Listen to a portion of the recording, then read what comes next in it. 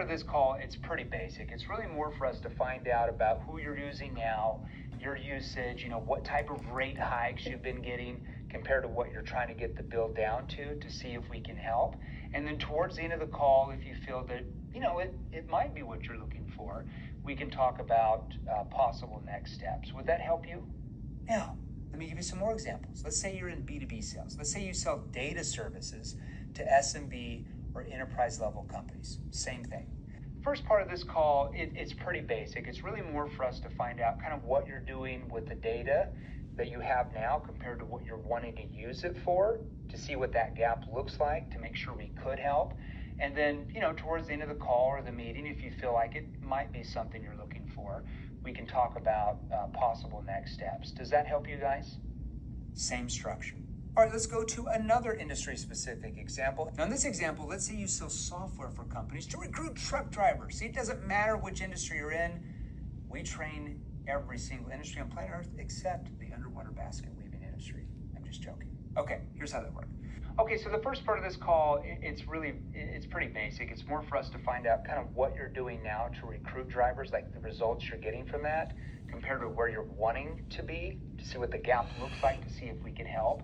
And then towards the end of the call, we can go over some different options if you'd like, and if you feel that it might be what you're looking for, we can talk about possible next steps. Does that help you guys? Now, do you see how the formula works for B2C, B2B? It doesn't matter. It's all the same formula. You're just plugging in what you sell to that formula. All right, so let's analyze what I just did in those status frames, all right?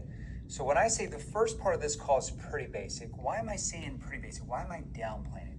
I want to downplay it so the prospect does what? Keeps their guard down. I don't want to overly hype it. I want them to be open and feel comfortable. That's why I'm saying it's pretty basic. Then let's talk about the next section. It's more for us to find out about what now. In this example, let's go over the recruiting, the software for recruiting truck drivers. I'm just going to show the example. It's more for us to find out about kind of what you're doing now to recruit drivers, like the results you're getting. Look at my hands, everybody, okay? If they can see you, this is really important because you're going to start to get them to visually see a gap. Now, if you're on the phone talking, you still want to do this, the hand movements, because it affects your what?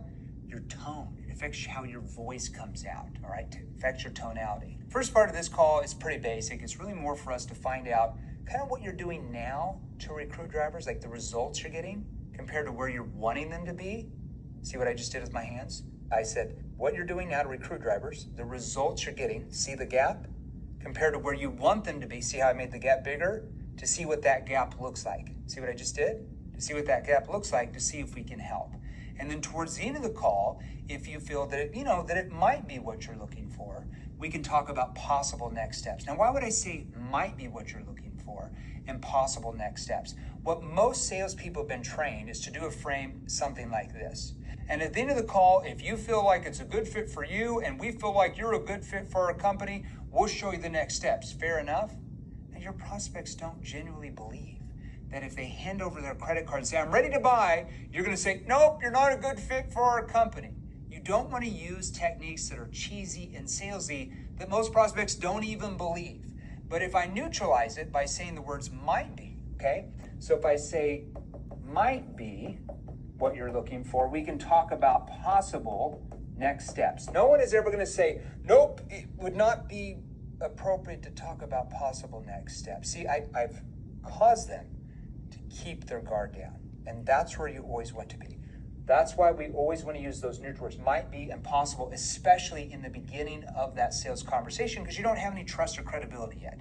Now, as we get further in that conversation, we can be a bit more assumptive later on after we've built more trust and credibility. Okay, let's move on to the next.